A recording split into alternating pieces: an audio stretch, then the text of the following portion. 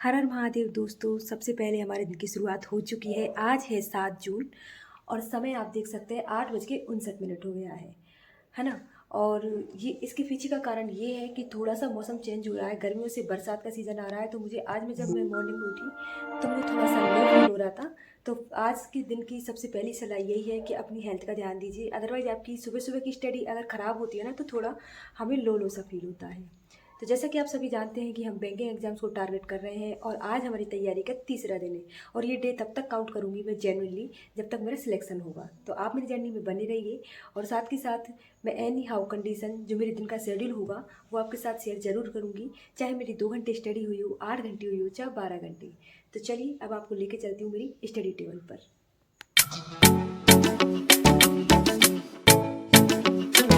आप देख सकते हैं समय 9:02 हो गया है और 7 जून आज डेट है।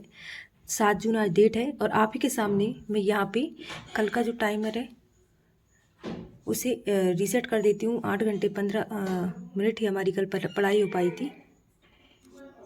आ जाइए दोस्तों, प्रसाद खा लीजिए। मुझे अभी अभी बच्चा प्रसाद दे के गया है। अब ये काय का है मुझे भी पता नहीं है, बट मैं खा लेती हूँ।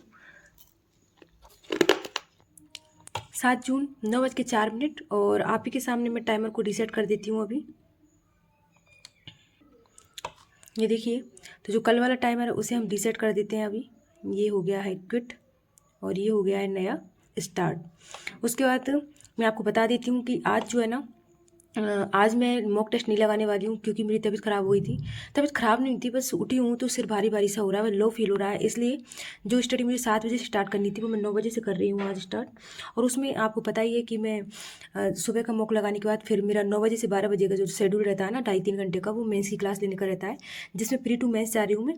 तो प्री का ये 1 शॉट वीडियो है जिसमें परसेंटेज, रेशियो और एवरेज तीनों ही टॉपिक कवर करा रहे हैं सर। वो आज कंप्लीट हो जाएगा। उसके बाद ये परसेंटेज, रेशियो और एवरेज तीनों की मेंस की क्लास और मेंस की प्रैक्टिस करूँगी। आप मेरे साथ जुड़े रहिए, मैं आपको सब कुछ इन डिटेल बताऊँगी टाइम और टाइमर के साथ।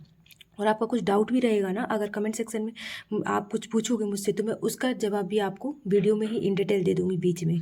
ठीक है दोस्तों, तो मैं इसे स्टार्ट कर रही हूँ। साथ के साथ अभी देखिए कितने दिनों से पढ़ रही हूँ, लेकिन अभी सिर्फ क्या कवर हुआ है मेरा, ओनली क्वाड्रेटिक इक्वेशन कवर हुआ है प्री टू मेंस। ठीक है, उसके बाद ये तीनों टॉपिक एक साथ कवर होंगे अब, है ना।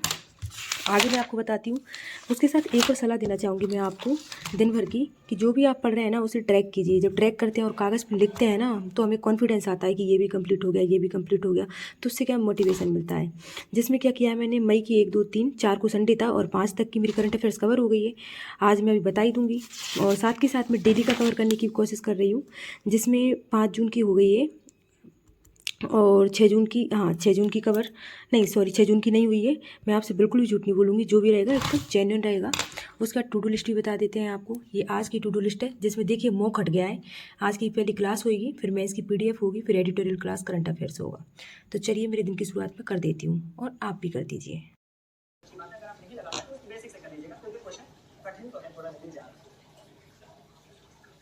फाइनली हमारा मॉर्निंग का सेशन कंप्लीट हो गया है, जिसमें आज ऑलमोस्ट 3 या 3.25 घंटे की पढ़ाई हो पाई है मेरी। बिकॉज मैं लेट ही उठी थी आज। मैंने आपको पहले ही बता दिया था कि थोड़ा सा मुझे लो फील हो रहा था। और इसमें मैं आपको बता देती हूँ, अभी देखिए मेरा जो मॉर्निंग स्लॉट था जिसमें परसेंटेज, रेशियो, एवरेज की जो YT की वीडियो कल मैंने आधी देखी थी वो आज मेरी कंप्लीट हो गई है। उसके बाद जो शाम का शेड्यूल है वो एज इट इज़ रहेगा। एंड एक साथ में मैं आपको बता देती हूँ, आप देख पाएंगे अच्छे से। ये देखिए, हाँ इसमें आज मेरी इतनी पढ़ाई हो पाई है सुबह से। इसको पॉज कर देते हैं और मैं आपको टाइम भी बता देती हूँ कितना हुआ है। टाइम 12:50 हो। उसके बाद जो डेली के काम है, खाना वगैरह बना के, खा के और थोड़ा सा रेस्ट लेके मैं वापस से अपनी स्टडी टेबल पर आ जाऊँगी। और शाम को फिर हमारा वही स्लॉट चलेगा, एडिटोरियल, इंग्लिश की क्लास, उसके बाद मेंस की PDF, फिर रात को हम करंट अफेयर। तो कैसे कैसे पढ़ने वाली हूँ और क्या क्या पढ़ने वाली हूँ वो आपको शाम को अपडेट कर दूँगी। ठीक है। मॉर्निंग में तो आज मेरी बहुत कम पढ़ाई हो पाई थी बिकॉज मुझे थोड़ा लो सा फील हो रहा था। तो मतलब स्टडी मतलब उठ जाग तो गई थी। उसके बाद थोड़ी सी बस कैलकुलेशन करते करते फिर मैंने सोचा कि चलो नहानू आके आराम से फिर अच्छे से पढ़ने बैठेंगे। क्योंकि अगर फिर से वही हर साल अगर वही रिपीट करते रहेंगे कि नहीं आज नहीं कल पढ़ेंगे, आज नहीं कल पढ़ेंगे, तो फिर वो मतलब हमारा रिजल्ट आज में भी कभी नहीं बदलेगा। वो कल कल कल कल पे ही चलता चला जाएगा। और ये हमारे ऊपर ही डिपेंड करता है कि हम अपने आप से कितना ईमानदार रहते हैं। बिकॉज सामने वाला तो देखो हम मतलब टेबल पे बैठे हुए हैं, सामने वाला हमें पढ़ते हुए देख रहा है ना। जैसे कि मान लो कोई घर पे रहता है तो हमारे माँ बाप जो है हमको पढ़ते हुए देख रहे हैं, बाकी हमको पता है ना हम कितनी प्रोडक्टिविटी से पढ़ रहे हैं। इसलिए शायद 4 घंटे पढ़ो दोस्तों, लेकिन अपने आप के साथ ईमानदार रहो, रिजल्ट तभी निकलेगा आपको दिन का पूरा शेड्यूल कंप्लीट होने के बाद। और वो होता है ना, कोई दिन मतलब सुबह से ख़राब होता है ना तो वो एंड तक ख़राब जाता है, मुझे ऐसा लगता है। क्योंकि आज मॉर्निंग में मुझे थोड़ा लो फील हो रहा था, उसके बाद थोड़ा बहुत हेडेक तो मुझे अभी भी है, लेकिन साथ ही साथ आज लाइट भी नहीं आ रही थी। तो लाइट नहीं आ रही थी ना, तो मतलब वो तबीयत जो सही होनी थी ना, तो वो और उल्टा ख़राब होती चली गई। फिर भी जैसे तैसे थोड़ी देर बाद लाइट आई, और लाइट आने के बाद फिर रेस्ट किया, और रेस्ट करने के बाद मैं डायरेक्ट टेबल पर हूँ आपके सामने। और मैं आपको टाइम भी दिखा देती हूँ, शायद आप देख पा रहे होंगे ढंग से। 4:51 हो रहे हैं, मतलब 5 बजने वाले हैं। उसके बाद टाइमर टाइमर टाइमर हाँ, टाइमर में आप देख सकते हैं, मतलब मेरी ओनली 2 घंटे 56 मिनट की पढ़ाई हुई थी, और अब मैं इसको कंटिन्यू कर देती हूँ। उसके बाद मैं आपको बता देती हूँ, मॉर्निंग शेड्यूल में ये कंप्लीट हो गया था मेरा। आज मैं मॉक नहीं लगा पाई थी तो मैंने लिखा भी नहीं उसे। उसके बाद next PDF editor English class, ये इवनिंग शिफ्ट में करने होते हैं। अब इनमें मेरा डिसाइड नहीं है मुझे कौन सा पहले करना है, तो मैं पहले अभी एडिटर उठा रही हूँ। उसके बाद एडिटर करने के बाद थोड़ा इंग्लिश की क्लास करने के बाद एक फ्लो बन जाएगा, तो माइंड बिल्कुल प्रिपेयर हो जाएगा मेंस की PDF करने के लिए। एंड आज का एडिटोरियल बता रही हूँ, आज के 2 एडिटोरियल हैं, बहुत अच्छे एडिटोरियल हैं दोनों ही, आप भी पढ़ना अच्छे से, क्योंकि इन्हीं एडिटोरियल से एरर भी बन जाता है, और ये आर्टिकल एग्जाम में भी आ जाते हैं कभी कभी। एक तो मॉनेटरी पॉलिसी वाला है, तो मॉनेटरी पॉलिसी का तो चलो ठीक है कि भाई ये तो, और एक है US माइग्रेशन पर है, हाँ शायद उसी के ऊपर है ना। तो ये दोनों आर्टिकल मैं अच्छे से पढ़ने वाली हूँ। उसके बाद मैं निमिषा मैम की क्लास पे जाऊँगी, और उसमें थोड़ा सा वो वोकैबुलरी रिवीजन कराती है बहुत अच्छे से। तो कुछ ना हो, मैं उनकी स्टार्टिंग की 10 से 15 मिनट की, 15-20 मिनट की वीडियो जरूर देखती हूँ 1.5x पर। चलिए स्टार्ट करते हैं, आ जाओ। आप देख सकते हैं स्क्रीन पर, मैं कोशिश करती हूँ आपको कि एकदम रियल टाइम टाइमर और टाइम के साथ बताऊँ, ताकि ना जो भी मुझको देख रहे हैं ना वो रिलेट कर पाएँ कि अकेले वो इस रेस में नहीं है, या फिर हम जब हमें भी मोटिवेशन रहता है कि अकेले हम भी इस रेस में नहीं है ना, सभी पढ़ रहे हैं दोस्तों। और कंपटीशन आजकल इतना कंपटीशन क्या हो गया है, देखो पहले ऑफलाइन जाते थे सभी, तो जो बच्चे गांव में रहते थे ना, वो हो सकता है सिटी में नहीं आ पाते हों, उनको रिसोर्स नहीं मिल पाते हों, अच्छे टीचर ना मिल पाते हों। लेकिन अभी इंटरनेट का ज़माना है, सब कुछ अवेलेबल हो जाता है ऑनलाइन। तो बच्चे ज़रूरी नहीं है कि वो सिटी में आकर ही पढ़ें, वो घर से ही पढ़ रहे हैं, गाँव से ही पढ़ रहे हैं, मतलब कहीं भी रहकर बच्चे आराम से अपने कंफर्टेबल जोन में अच्छे से बच्चे पढ़ लेते हैं।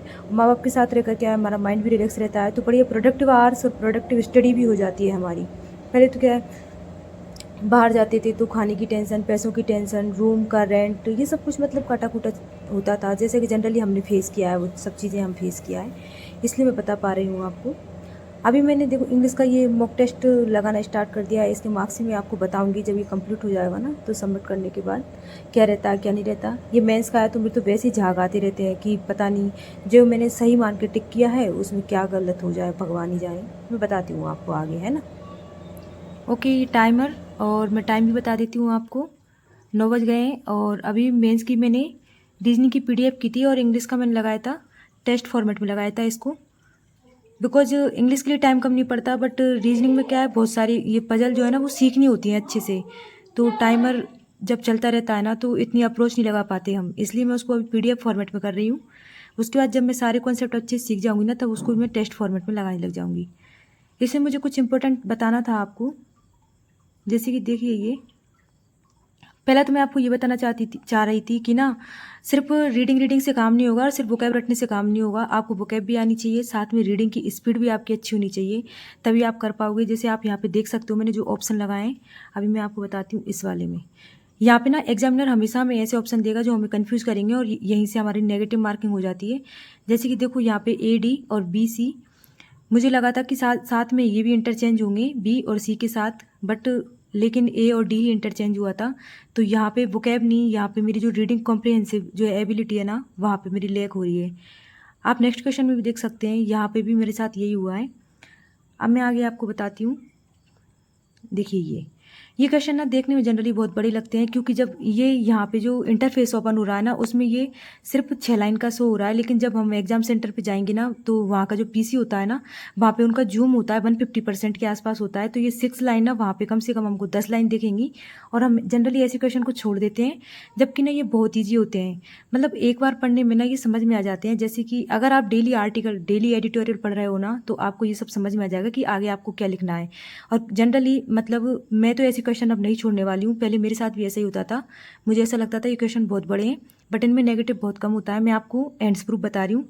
देखिए, जब मैंने इनको किया ना लाइन से, तो 1 2 3 4 और 5 जो रीडिंग कॉम्प्रिहेंशन वाली क्वेश्चन है, जिनमें ना बस एक बार आप पढ़ लो, उसके बाद आपको ऑटोमेटिक पता चल जाएगा कि कौन सा ऑप्शन से बैठेगा। आप इनको पॉजिटिव और नेगेटिव टोन से भी कर सकते हैं। यहाँ पे ना आप ये 5 ऑप्शन को पढ़िए, इसमें से ओनली यही ऑप्शन है जो सिर्फ पॉजिटिव दे रहा है, हमको सेंस दे रहा है। जब हम पूरे आर्टिकल को पढ़ के आएंगे तो सिर्फ यही यहाँ पे फिट बैठेगा, ये चारों ऑटोमेटिक एलिमिनेट हो जाएंगे। बस मैं आपको इतने बताना चाह रही थी।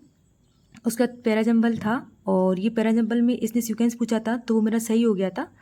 ठीक है, बस हम इसीलिए प्रैक्टिस करते हैं ताकि हमें पता चल जाए कि हमें कहाँ पे इम्प्रूवमेंट करना है और कौन सा हमारा स्ट्रॉन्गेस्ट एरिया है। जैसे कि अब मुझे पता चल गया है कि यहाँ पे मैं मतलब अच्छे से मैं इनको अटेम्प्ट कर सकती हूँ बिना रिस्क के, और यहाँ पे थोड़ा ध्यान देना पड़ेगा वोकैब पर भी, और यहाँ यहाँ तो बहुत ज़्यादा ध्यान देना पड़ेगा। चलिए, अब ये हो गया है मेरा। और साथ के साथ मैंने रीजनिंग की पीडीएफ की थी, जिसमें कि बैक टू बैक इसमें 4 पजल थी, तो मैंने एक ही पजल सॉल्व की थी।